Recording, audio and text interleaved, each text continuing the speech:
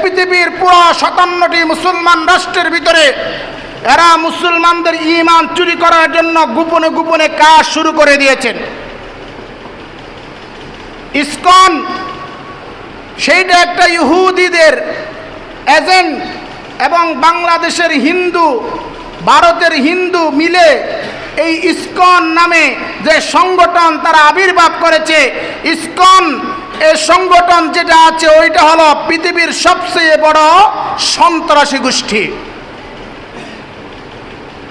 এরা চায় মুসলমানদেরকে পৃথিবীর জমিন থেকে নিস্তানাবুদ করতে। এই মিশন নিয়ে তারা কাজ করছে। বাংলাদেশে কিছুদিন আগে গাজীপুরে এক শিশু নির্যাতন, একটা মহিলার সাথে শারীরিক সম্পর্ক করেছেন ইসকনের নেতারা। একটা মহিলা, এই ইসকনের একটা মিশন হইল মুসলমানদের ঘর থেকে যদি তার মেয়ে সন্তানকে বের করা যায়, যেমনে হোক, টাকার বিনিময় হোক, টাকার প্ররোচনায় হোক, ভালোবাসা দিয়ে হোক, সব কিছু দিয়ে যদি ইসকন নামের এই সংগঠন তাদেরকে এমনভাবে যা লাগাইছেন, ইতিমধ্যে জায়গায় জায়গায় তারা মুসলমানদের মা ও বোনদের ইজ্জতের উপর হামলা দিয়েছে। চট্টগ্রামের মধ্যে ইসকনের যে গডফাদার আছে, পার্বত্য চট্টগ্রামকে তারা আরেকটা আলাদাভাবে রাষ্ট্র ঘোষণা করতে চায়।